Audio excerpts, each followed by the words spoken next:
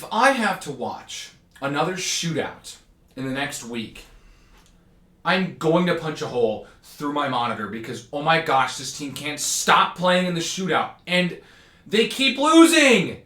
Hi, everybody. Welcome back to the channel. We're going to talk about the Chicago Blackhawks, who can't stop playing in the shootout right now. They have played in 6 shootouts in the last month. 3 of them coming this week.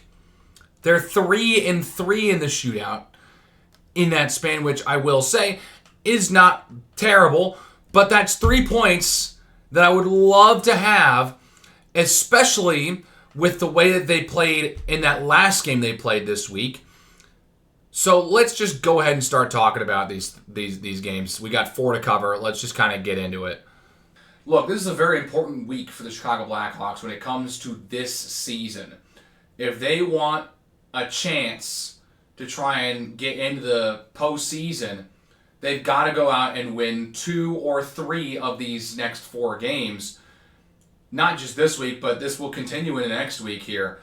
But they've got a really tough schedule ahead of them. They get the Carolina Hurricanes to start this week, and then it's the Tampa Bay Lightning and the Florida Panthers.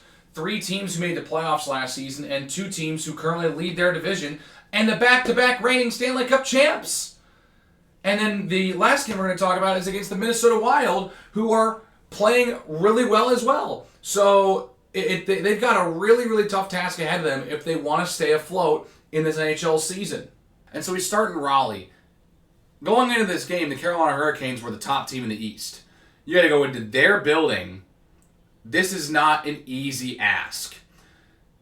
And they go in and they play very well. I mean, they played pretty well on the road over the last month here. They haven't had to go on the road too much, which is probably why they played better. But I'm telling you, the fact that this game goes into a shootout, again, says that this team can't finish off a team because they had 3 separate leads in this game. They were up 1-0, 2-1, and 3-2. Had to go to a shootout.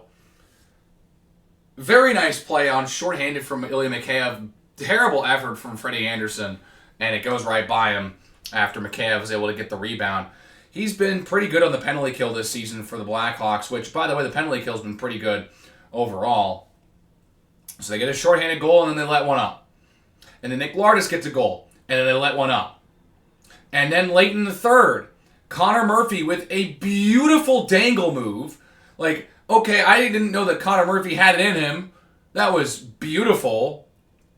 And all of a sudden, it's 3-2 Chicago with like 6.5 to play. Please believe the Blackhawks will render another goal in the last 6 minutes. They don't even get to the empty net. They don't even let him get a chance to pull the goaltender. They just let him score 30 seconds later. It's ridiculous. So this game goes to overtime. Hawks control the pace of overtime, can't score. And then you go to a shootout. This team should have been able to put Carolina away earlier, but this game goes to a shootout regardless. Look, getting to overtime against this Carolina Hurricanes team on the road is a pretty impressive feat. It's not necessarily really easy to do that against Carolina. Carolina's a good hockey team this year. The thing is, if this was a playoff-worthy team, this game doesn't go into overtime or a shootout. So that's kind of where we stand, but at the same time, this team is still playing better than they were the last 2 years, so you kind of got to take what you can get, and so they go to a shootout. And after the first shooter's miss for each team, it's Andrei Svechnikov to score what would be the lone goal for the Carolina Hurricanes in the shootout, beating Spencer Knight. Connor Bedard immediately right after, able to slide it under Freddie Anderson. Cool, we're all tied up at 1. Neither team can score in the third round, we keep going. You go to the 4th, then you go to the 5th, where Ryan Donato comes this close to ending it, but he can't elevate the puck over the pad of Freddie Anderson, who makes a spectacular save to keep the game going. Spencer Knight with a nice save immediately after, and it sets up Oliver Moore. Oliver Moore, who turned 21 on the day of this game, gets a chance to win it for Chicago, which, by the way, he had a breakaway chance in overtime to try and end it himself. Then Freddie Anderson was able to squeeze the pads and do just enough to keep it from going across the goal line. And so he had a chance to do it earlier, trying to redeem himself and have a nice, happy 21st birthday. Because he also tried to get into a fight. Not a great idea. You can tell he's punching up. You can tell he doesn't have the build for it yet. But, it's like, screw it. It's my 21st. Might as well give it a shot. I might get whooped, but yeah, at least I tried. And guess what? Oliver Moore gets a good look at Freddie Anderson, goes right into the slot, and he roofs it. What a shot from Oliver Moore, able to beat Freddie Anderson and get the Hawks a big-time road win against the Carolina Hurricanes. That one feels pretty good to be able to finish them off and actually get the 2 points. I'm very happy about that. And it had me really hopeful for the rest of this week, man. It really did. I thought that was a huge road win for Chicago. They looked like the better team in this one. They had the lead 3 separate times. And they were able to save off the Hurricanes and win in overtime. Or in a shootout. Whatever. Cool. And so the Hawks have to travel back to Chicago because they got a game the next day against an even tougher team. The Tampa Bay Lightning, who aren't as high in the standings as the Hurricanes going into this one, but they've been on an absolute heater. And I mean seriously. The Lightning, going into this game, had a 14-game point streak. 13-0-1. Not like, 10-0-4. No, they were 13-0-1 in their last 14 games coming into this one. Unbelievable. The Lightning have shot up back to first place in the Atlantic Division. They've been playing out of their minds. They're just right back to being the class of the league, of course. And this is a game where I gotta applaud the Chicago Blackhawks defense because they stood on their head. And specifically, Arvid Soderblom, who got the start in this game, because guess what? It's a back-to-back. You gotta start your backup. Arvid Soderblom stood on his head. He had maybe his best game of the season in this one. I was really pleased with what I saw. There were plenty of shots that he was stopping point blank.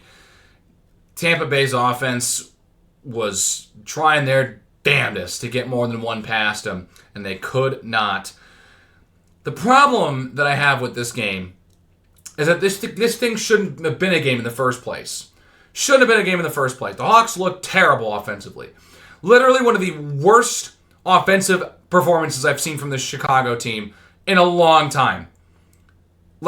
Are you serious? It took them 50 minutes to get 10 shots on net. They had 6 at the end of the second period. And the game was tied at 1. The Hawks had 6 shots on net. Maybe it was 8. Regardless, still terrible. They still had a goal. It's just unbelievable how the Hawks even got this thing to overtime. They looked so lost offensively. They couldn't generate anything. No zone time, no pressure, nothing. Their defense had to continuously play on their best to get this thing to overtime. That was just unreal. And Ryan Green gets the lone goal for Chicago in this game. And it comes with a little bit of controversy, maybe. Oliver Moore had the puck off sides, but because he wasn't touching the puck after it crossed the blue line, it was able to allow Foligno to get onsides, which then allowed the goal to count. A bit of a weird technicality, but it was really close. No surprise they let it stand, and thank goodness they did, because otherwise this would have been a 1-0 snoozer. I'm not going to lie, that's probably what this offense deserved. The fact that this thing went to a shootout is insane. And instead, shootout, they lose. They're playing against shootout Arvid Soderblom. Arvid Soderblom's terrible in the shootout. It was going to happen at some point. Dominic James with the shootout winner. Louis Crevier was able to keep the team in it in the 4th round. They tried. They really tried, but it just wasn't going to happen. That Louis Crevier shootout goal, I thought that was the winner. They shot first in the 4th. He scores, and I'm just like, Soderblom, we need one save from you. We don't get it. He lets up 3 of 5 in the shootout. Just, again, the guy stinks in the shootout, and it's really frustrating because the Hawks dominated time of possession in overtime. I would have loved to see them end it in overtime and not have this thing go to a shootout because I knew that Shootout Soderblom was going to show up at some point. Oh, by the way, Frank Nazar's back from injury. He scored the goal to keep this shootout going. Did you notice that he was back at all? I didn't really notice too much. He's kind of just been non-existent. I get it. He's coming back from injury. He's young, but still, it's just frustrating to see both him and Bedard come back from injury and just kind of need like 2 games to get reacclimated to everything. So you hope that he can get back to full strength here soon if he's not at full strength right now somehow. And great. They have to play the Florida Panthers next. The back-to-back reigning Stanley Cup champions. Oh, that's wonderful. Yeah, it doesn't go well. It's a bit of a boring game. Even though it's a 5-1 final in favor of the Panthers, you wouldn't expect that there were no goals in the first half of this game. Kind of weird. And then it's a really ugly goal that gets by Spencer Knight. And then the Hawks are able to score on a very nice play from Tyler Bertuzzi before the end of the second. Around the mid-stage of the third, Spencer Knight lets another softie get through. Mackie Samoskevich goes right through his, I don't know exactly what, where in Spencer Knight's body it was going, but squeaks by him, and it's 2-1, and then it's Verhaeghe to put it by Knight again, and then they get 2 empty netters. The defense holding the fort down. Offense can't buy themselves any goals right now. They're in a problem right now where it's not about defense has actually been playing pretty well. It's not necessarily about stopping the puck and keeping it out of your net, which they still need to do better of. Spencer Knight let 2 softies in this one. But the offense cannot score goals. They cannot score at a consistent rate. And it's just really frustrating. I mean, this has been a problem that I've had with the team for years. The problem before was that the defense was just as bad and the goaltending was just as bad. Why do I feel like a 3-goal output is a good offensive output for this team? Because it's so frustrating. It feels like they're scoring 2 or 1 goals or no goals at all more often than they're scoring 3 or 4 or more even. I mean, I don't know the last time they scored 5 goals. It was actually a couple weeks ago, January 7th, almost a month ago. They scored 7 against the St. Louis Blues. Before that, by the way, if you take that game out of the equation, you got to go back to November 30th against the Anaheim Ducks, where they were down 3-0 and they won 5-3.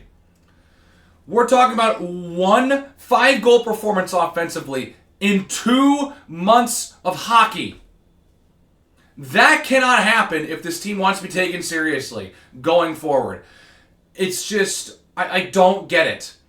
How the offense can be just so frustrating still, despite being better than the last 2 years. Oh, right, because the last 2 years they were absolutely one of the worst teams in the league by a country mile. And games like this one prove why this team is at least a couple steps away from not even contending for the Stanley Cup. I'm talking about just contending for the playoffs right now. They're still a very bad hockey team, but they're playing better than they were the last couple of years, which says just how bad those teams were. Like, truly how awful those teams were. Look, at the end of the day, the Hawks couldn't get the best shots they could on net. It's just really frustrating that this team just can't find a way to consistently put it in the back of the other team's net. It's really frustrating because now the defense has to continuously bail you out in a way. The defense got to play a good game for them to have a shot to win. And this defense still isn't that good. That's the funny part. This defense has been so bad for so long in Chicago that I'm looking at this defensive roster and I'm like, it's not the worst thing I've ever seen. We have an average starting goaltender in the NHL right now in Spencer Knight, who, by the way, is still really young. I still believe in Spencer Knight. But the defense, if they play well, Spencer Knight usually will play well in front of them. If the defense plays poorly, Spencer Knight kind of getting left on an island, it's not usually going to end well. And so it's just frustrating to watch this team sometimes because you can see the potential in some of these young guys. But, the unfortunate thing is that they're young guys. So they got to develop a little more. They got to progress as players and get better. And it's going to take some time. And to continue this train, the Hawks have to travel north to Minnesota to play the Minnesota Wild, a team that is really good also. If not, the last 3 games were against really good opponents. They've got to play the Minnesota Wild. I know Florida hasn't been great this season, but they're still the back-to-back reigning Stanley Cup champions. You are circling them on your calendar. Minnesota has turned it up this year, and it feels like this is the best Minnesota Wild team we've seen in probably at least a decade here. It feels like they've got a real goaltender in Wallstedt. They picked up Quinn Hughes. It feels like Kirill Thrill is just getting better as well. I feel like this is probably the most complete Minnesota Wild team we've seen in a long time. It actually feels like this team can win a first-round playoff series. The problem is they're probably going to have to run into the Dallas Stars. I mean, at this point, we are not even at the All-Star break or the Olympics break, and we can pretty much pencil in Dallas, Minnesota as a first-round matchup because barring some crazy collapse, Colorado's not losing the Central, and both Dallas and Minnesota are way too far ahead of 4th place in the Central. So it's pretty much going to be these 2 teams. And, it's just unfortunate. The Wild have one of their best teams in a long time, and they still might go out in the first round. And this is a frustrating game for the Chicago Blackhawks because this is a game they should lose just based on the fact that they're not a good hockey team. The Wild are a good hockey team this year. But the Hawks get off to a great start. They score early on a bit of a dirty goal. Teravainen, I think, got credit for it. But it's a dirty goal, like a little over a minute in, beats Wallstedt. They score later in the first, and you're up 2-0 on a nice shot from Ryan Nella, by the way. Nice little blast. And so you're up 2-0 going into the second, and that's great. And then you go up 3-0 after, again, not generating much of anything offensively. Ilya Mikheyev, on the first shot of the period for Chicago, is able to beat Wallstedt off the post and in. They're up 3-0 halfway through this game. This is great. And they blow it. Simply put, they blow it. One goes in at the end of the... one goes in towards the end of the second. You're like, okay, well, that sucks, but you got 20 minutes to defend a 2-goal lead. And then all of a sudden they score another, and you're like, oh no, that's not good. And then they pull the goaltender. And then they score a dirty goal. Jared Spurgeon ties it up, and you're just like, are you kidding me? They were down 3-0, and they came back against you, and now you're going to overtime again. A place where Minnesota's been a lot this season, by the way. Seriously, the defense started to slow down, and that's the frustrating part because the Hawks went up 3-0. They scored 3 goals in the first half of this game. That's about as good of an offensive performance you're going to get from this offense. They can't find a way to beat that Minnesota goaltender for the second half of the game. They go to overtime. Great. And while they controlled time of possession in the overtimes against Carolina and Tampa Bay, they did not nearly have the same control here against the Minnesota Wild. Though they did get a power play. They did draw a penalty. There was a tripping penalty called against the Wild with under 2 minutes left. So they were able to finish overtime with a power play, and they could not end it. Now, that wasn't for a lack of trying. They got plenty of cracks at it. Connor Bedard was real close to ending the game in overtime, but he couldn't. And then we would have a shootout. And I'm sitting there losing my mind knowing that we're going back to the shootout and we can't just end it in overtime. And this one doesn't even have the extra tension of the extra rounds. No, the Hawks can't even beat Wallstedt. They can't even beat him. Kirill Kaprizov beat Spencer Knight. That's all they would need to do to win the shootout and beat the Blackhawks and come back from 3-0 down. That is a gut punch to this season. Losing to the Wild after leading 3-0. Forget that they didn't lose It doesn't matter if they got a point in this game. They needed to. You need to finish off a team when you're up 3-0. Doesn't matter how good they are. You have to finish them off, especially when you yourselves are pretty much playing for your playoff lives here to the break. Come on! You cannot blow that lead. You cannot. And so after all this, despite being a better team than they were last year and the year before, they have 50 points already. It took them to game 70 to get to 50 points last season, which is embarrassing. The thing is, they're still 27th in the National Hockey League. There are only 5 teams with fewer points than the Blackhawks as of right now. So while they're playing better, they're still going nowhere. They're 6 points out of a playoff spot right now, and that second wildcard spot is currently a 3-way tie, by the way. So not only do you have to leapfrog the 2 teams who are on the outside looking in from that perspective, but you also have to leap Nashville, who is 2 points ahead of you right now.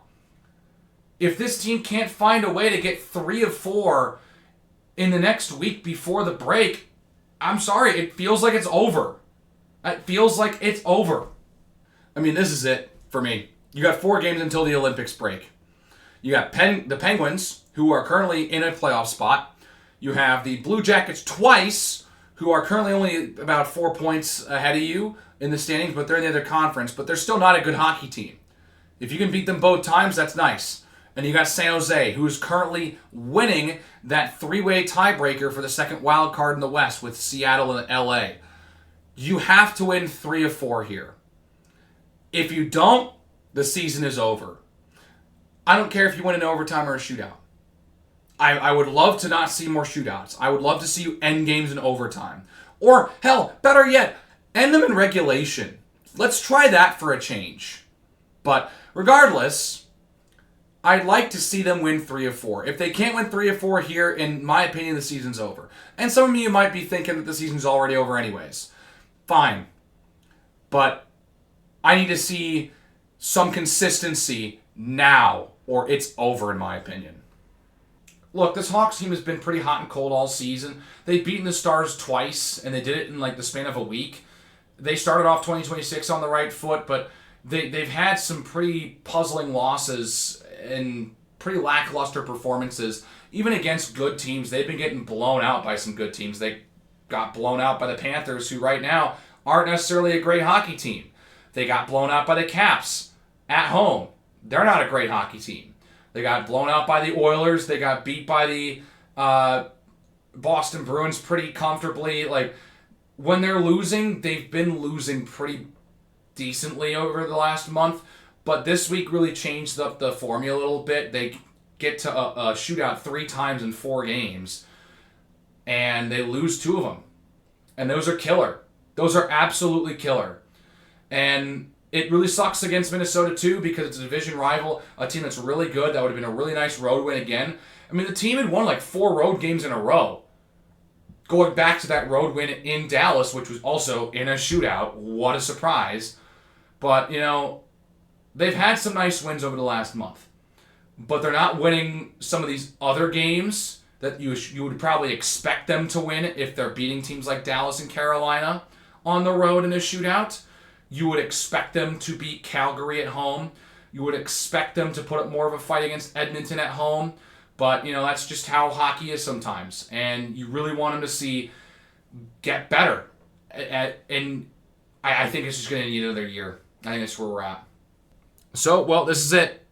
It's crazy to be doing this again.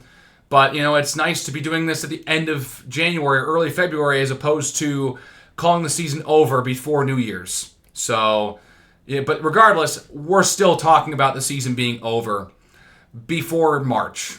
And that's not good at all. That's not even close.